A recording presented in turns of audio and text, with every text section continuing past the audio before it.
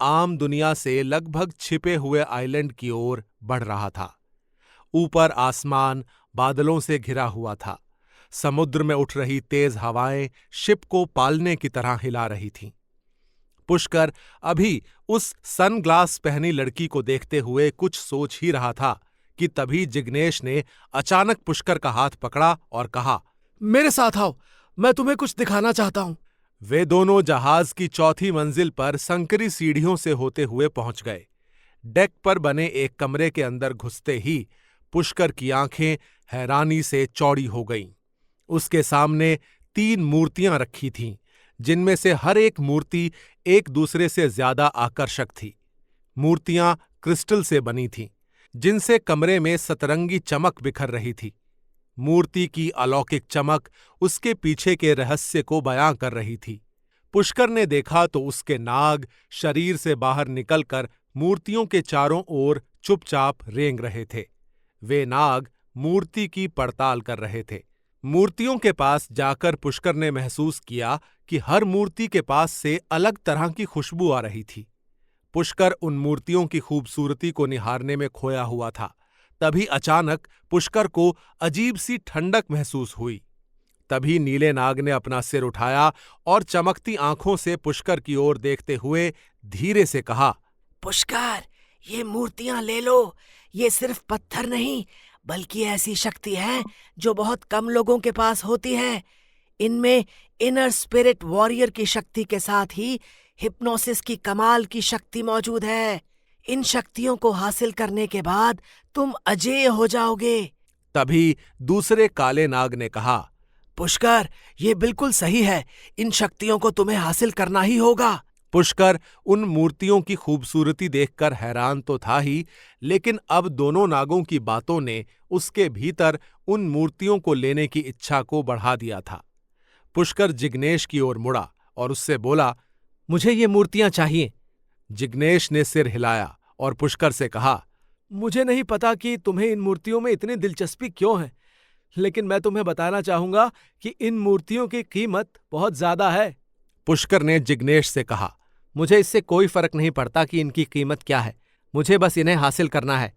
जिग्नेश ने सिर हिलाते हुए कहा, ओके, अब जबकि तुमने इन मूर्तियों को लेने का मन बना ही लिया है, तो मेरा वादा है तुमसे, ये मूर्तियां तुम्हारी ही होंगी। जिग्नेश मूर्तियों का इंस्पेक्शन करते हुए कहता है, ये नक्काशी कमाल की है। इसे देखकर लगता ही नहीं कि यह हाथों से बनी है।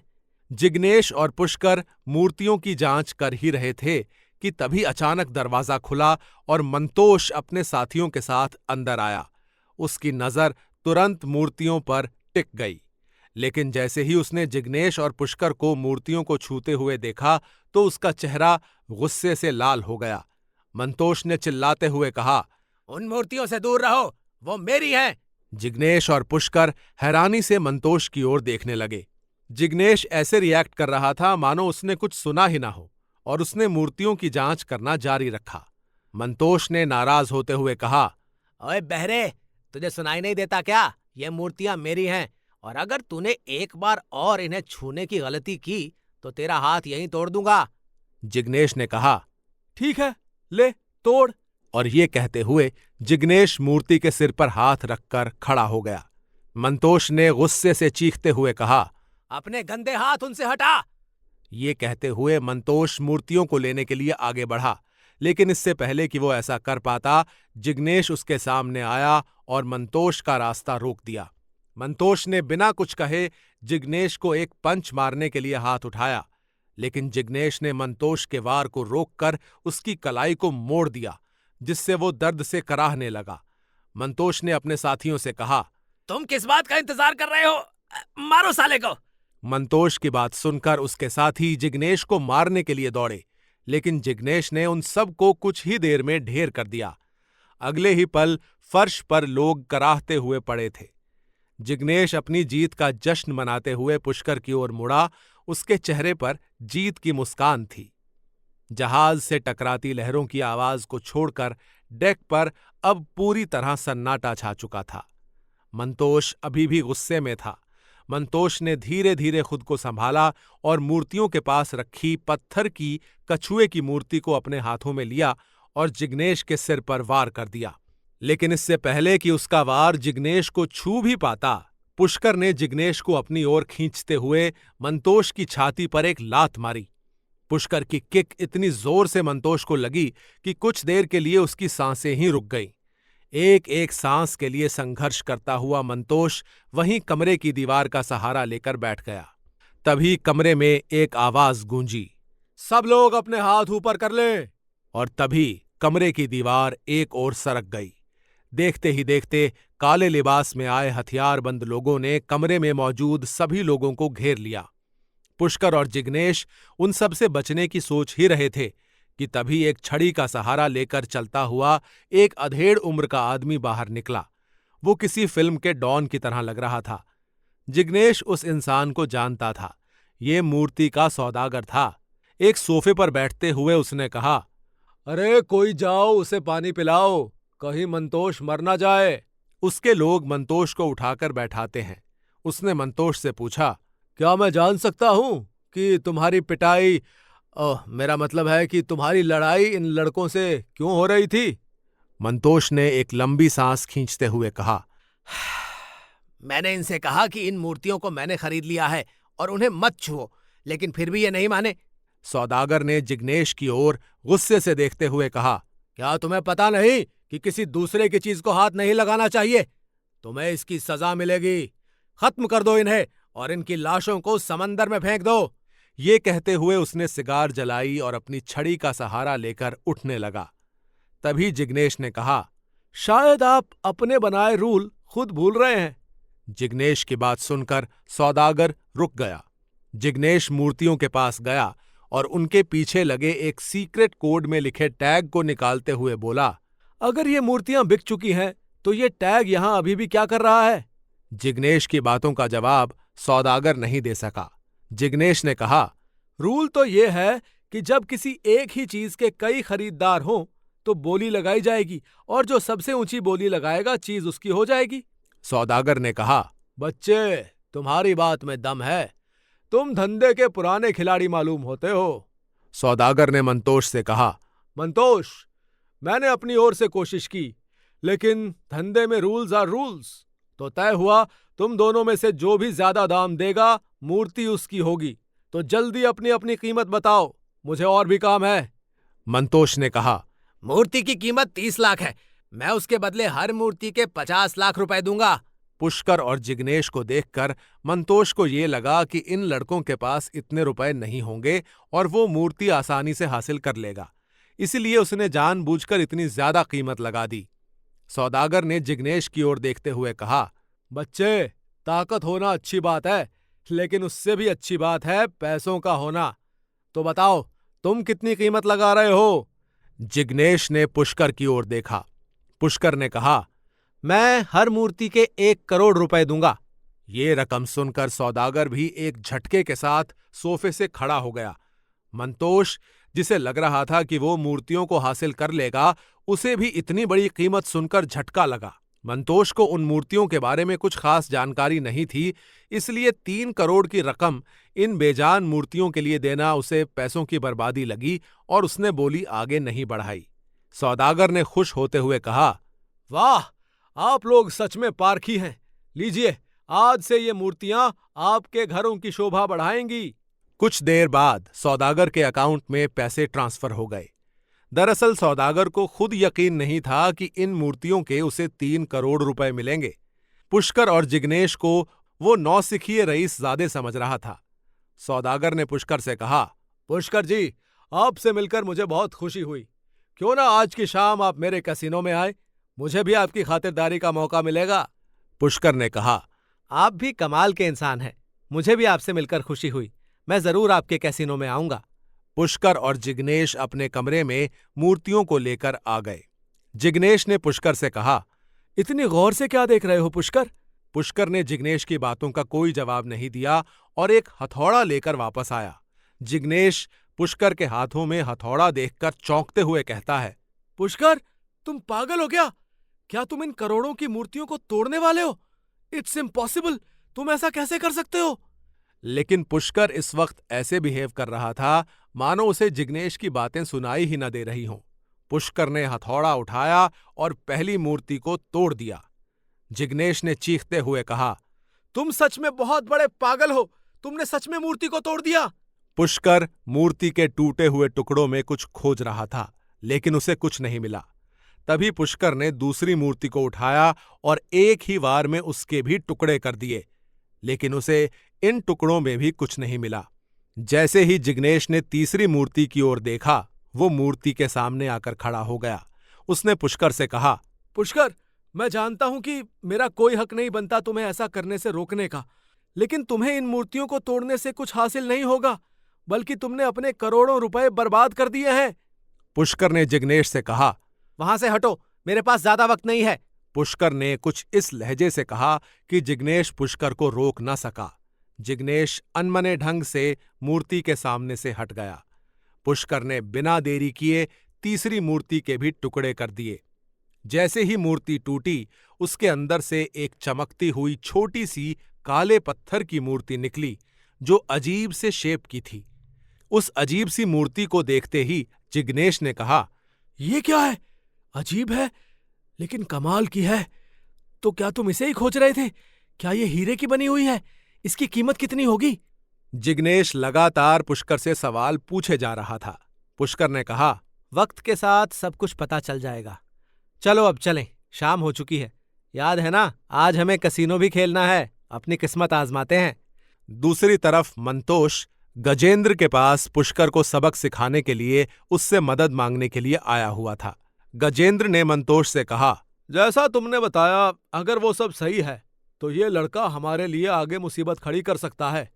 ठीक है, इसे रोकने में मैं तुम्हारी मदद करूंगा और वो मूर्तियां तुम्हारे पास वापस लेकर आऊंगा।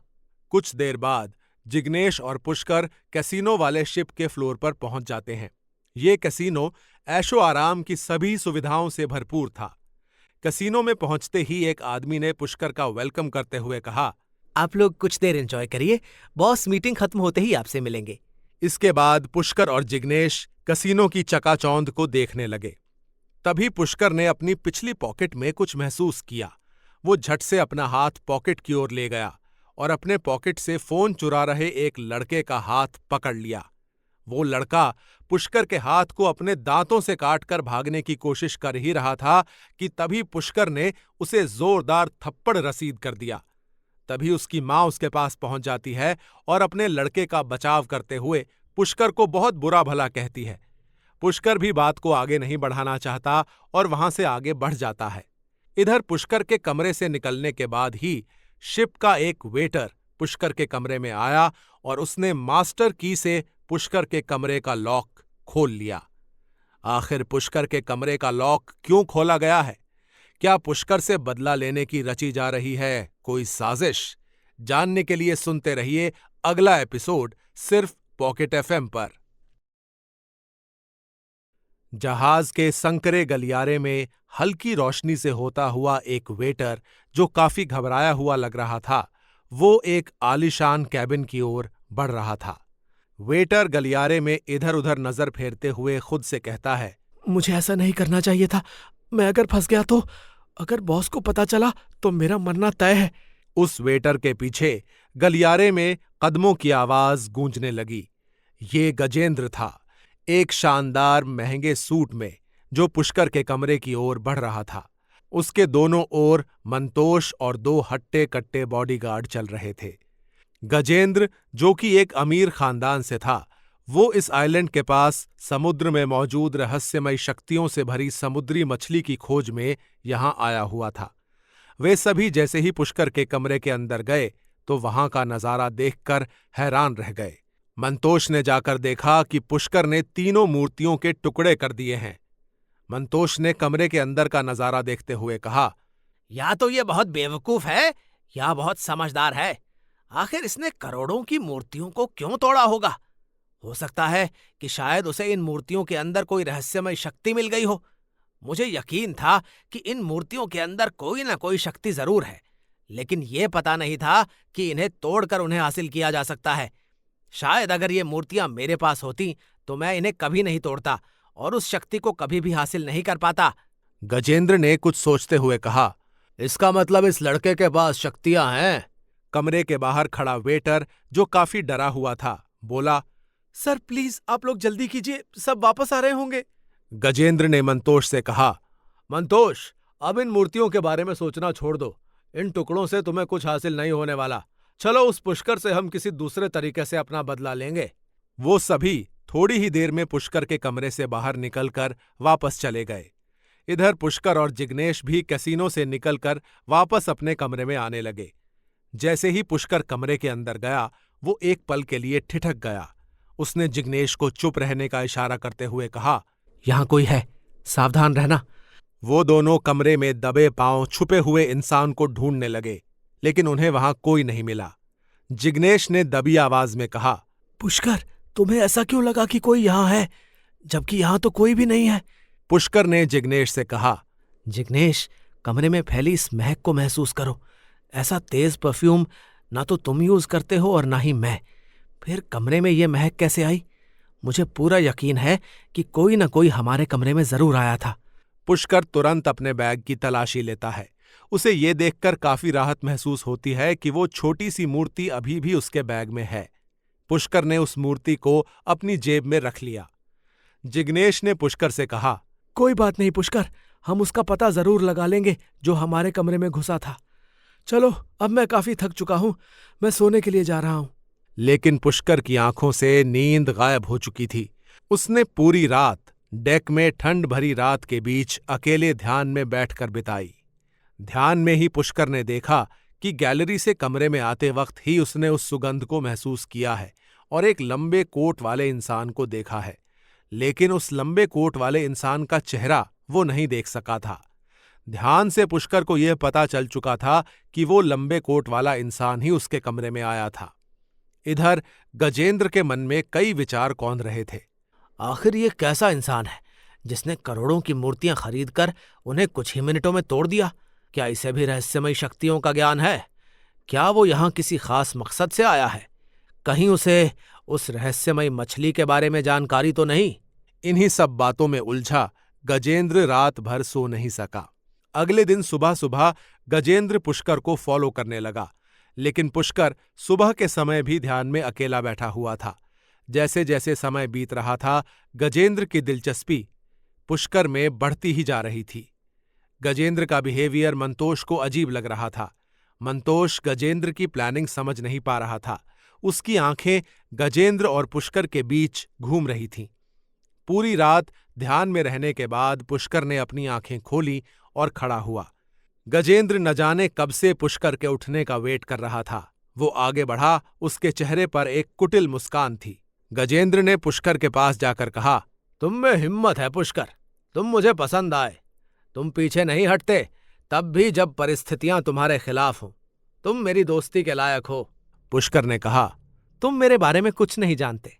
गजेंद्र ने कहा। शायद, हो सकता है कि मैं बहुत कुछ नहीं जानता, लेकिन मैंने तुम्हें जितना समझा है उससे ये जरूर पता चलता है कि कुछ ना कुछ रहस्य तो है तुम्हारे अंदर।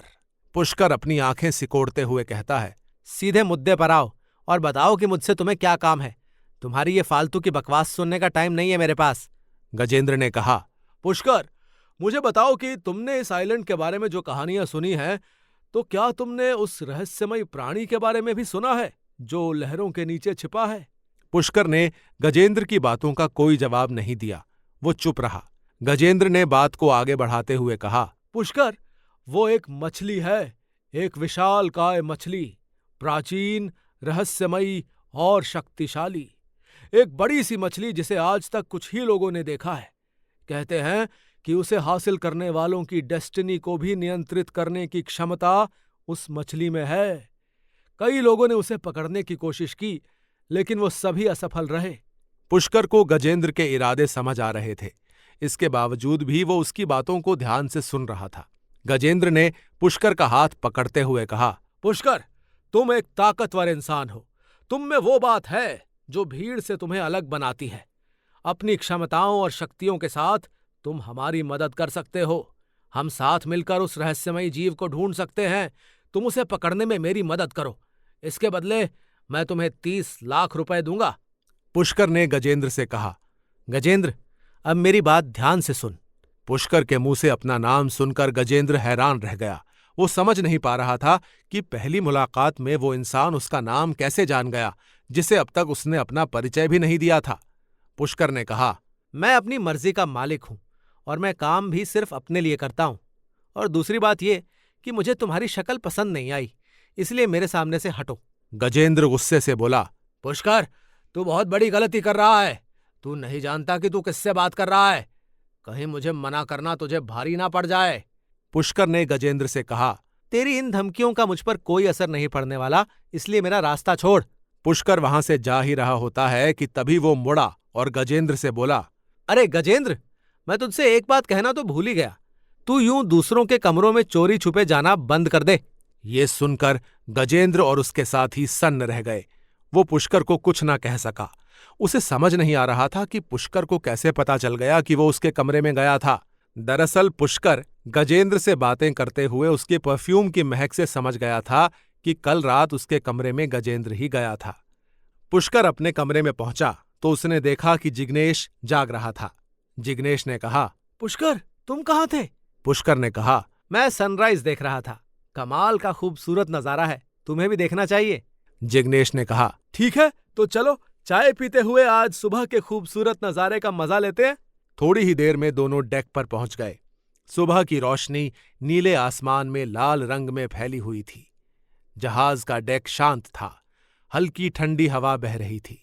डेक पर केवल सुबह जल्दी उठने वाले लोग ही शांत और मनोरम दृश्य का आनंद ले रहे थे। जब पुष्कर और जिग्नेश डेक पर खड़े होकर सुबह के खूबसूरत नजारे का मजा ले रहे थे, तभी डेक से दूर एक छोर के पास किसी हलचल ने उनका ध्यान अपनी ओर खींचा। वहां श्वेता नाम की एक खूबसूरत लड़की खड़ी थी। उसके पास ही एक लड़का खड़ा था।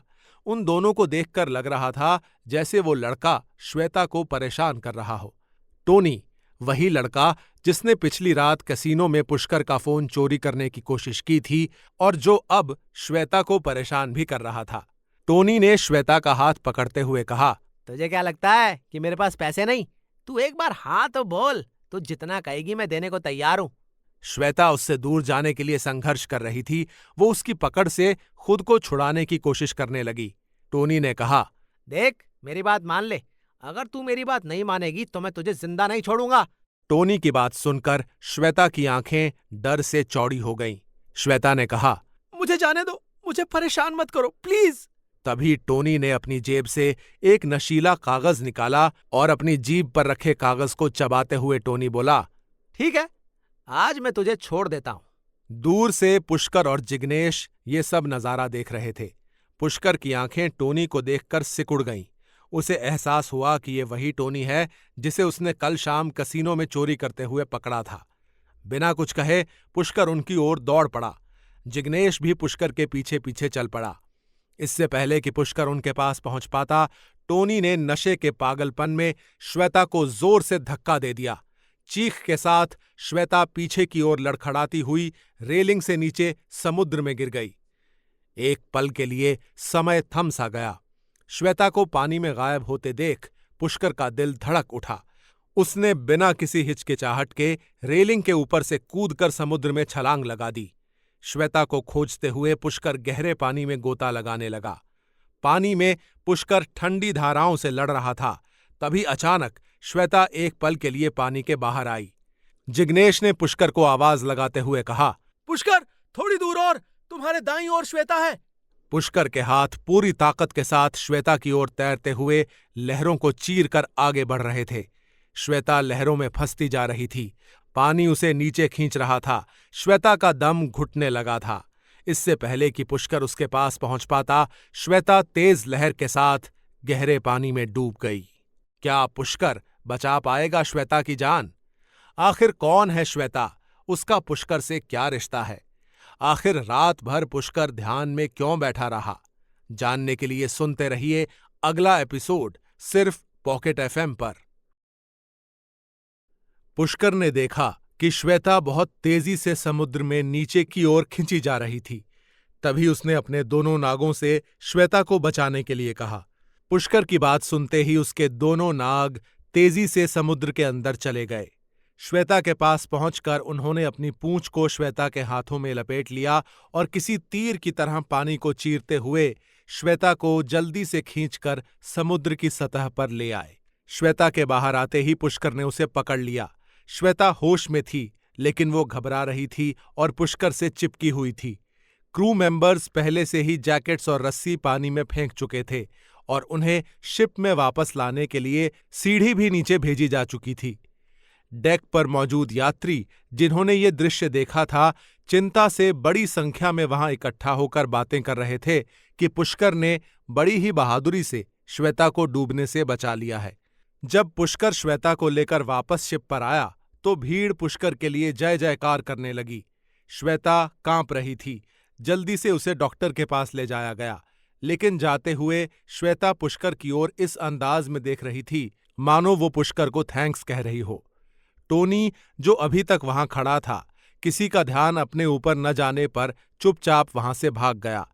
पुष्कर के लिए भीड़ ने जयकार करना जारी रखा। पुष्कर अब जहाज का हीरो बन चुका था। उसकी बहादुरी ने न केवल श्वेता की जान बचाई, बल्कि उसे जहाज का सुपर हीरो बना दिया था। अगली सुबह एक आलीशान क्रूज के डेक पर बैठा पुष्कर चाय पी रहा था। इसी समय डेक पर श्वेता भी टहल रही थी। कल हुई घटना के बाद से काफी सहमी हुई थी। जहाज की रेलिंग के पास खड़ी श्वेता खुले आसमान में उड़ रहे पंछियों को देख रही थी।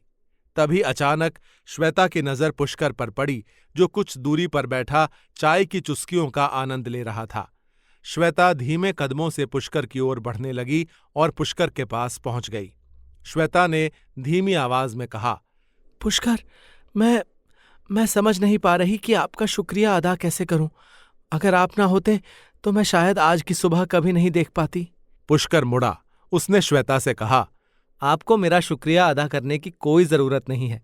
अगर भगवान ने मुझे इस काबिल बनाया है कि मैं किसी की मदद कर सकूं, तो भला मैं पीछे क्यों रहूं। उन दोनों के बीच कुछ पल की खामोशी छा गई। श्वेता ने अपने हाथों को ऐसे मोड़ लिया मानो कल रात के डर से वो खुद को बचाने की कोशिश कर रही हो। श्वेता ने गला साफ करते हुए धीमी आवाज में पुष्कर से कहा, जो मैं कहने जा रही हूं हो सकता है आपको थोड़ा अजीब लगे, लेकिन मुझे ऐसा क्यों लग रहा है कि जैसे मैं आपको पहले से जानती हूं और जैसे हम पहले भी कहीं मिल चुके हैं। पुष्कर हैरानी भरे अंदाज में कहता है, मैं भी यही सोच रहा था। तुमसे कुछ तो जाना पहचाना सा है, लेकिन मैं ठीक से याद नहीं कर पा रहा हूं कि हमारी मुलाकात कब और कहाँ हुई है। श्वेता ने कहा, कोई बात नहीं, हम आज एक बार फिर अपनी नई मुलाकात की शुरुआत करेंगे। श्वेता ने हाथ आगे बढ़ाते हुए कहा, मेरा नाम श्वेता है। पुष्कर श्वेता से पूछना चाह रहा था कि टोनी उसे क्यों परेशान कर रहा था, लेकिन वो श्वेता की पिछली यादें ताज़ा करके उसकी सुबह को बर्बाद नहीं करना चाहता था।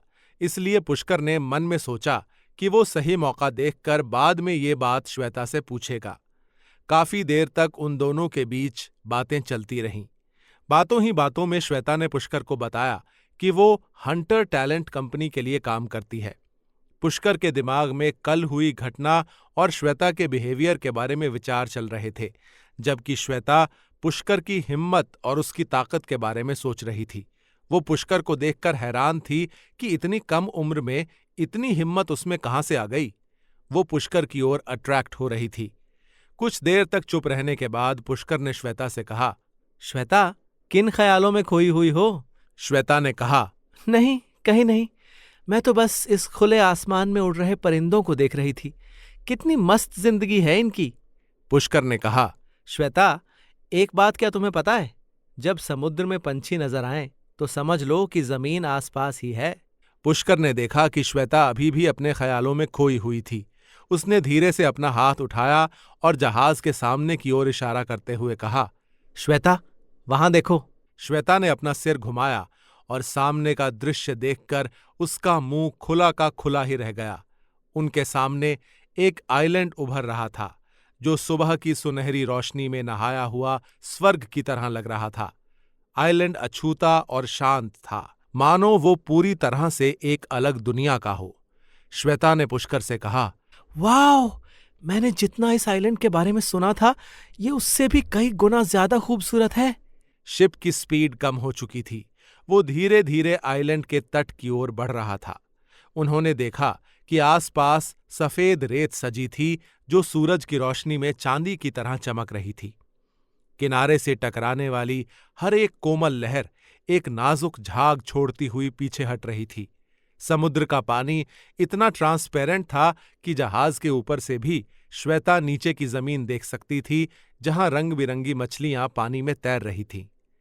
जैसे ही शिप आइलैंड के पास पहुंचा, उसकी स्पीड धीरे धीरे कम होती गई। आसपास का नजारा मंत्रमुग्ध करने वाला था। साफ नीले पानी के ऊपर नारियल के पेड़ों से घिरा हुआ वो सुंदर द्वीप किसी स्वप्नलोक का हिस्सा लग रहा था। श्वेता और पुष्कर, जो अब तक जहाज के डेक पर खड़े होकर उस खूबसूरत द्वीप को निहार रहे थे, शिप के रुकते ही अपने ग्रुप के बाकी सदस्यों के साथ नीचे उतरने के लिए तैयार हो गए। उन्हें देखकर ऐसा लग रहा था मानो द्वीप अपने मेहमानों का स्वागत कर रहा हो।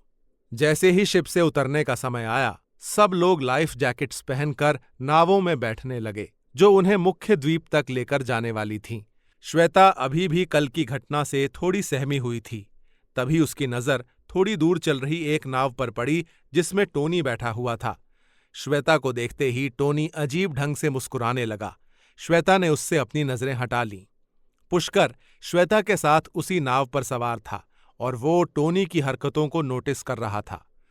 आखिरकार नाव किनारे पर पहुंच गई और सब लोग धीरे धीरे द्वीप पर उतरने लगे। वहां चलते हुए लोगों ने देखा कि आइलैंड में ऊंचे लहराते नारियल के पेड़ थे। कुछ पेड़ इतने बड़े थे कि उनकी छाया काफी दूर तक जा रही थी। पेड़ों के बीच से गुजरते हुए वो सब एक जगह पहुंचे, जहां छोटे छोटे कॉटेज बने हुए थे। लकड़ी से बने कॉटेज और द्वीप का शांत वातावरण सबको किसी जादुई दुनिया की तरह लग रहा था।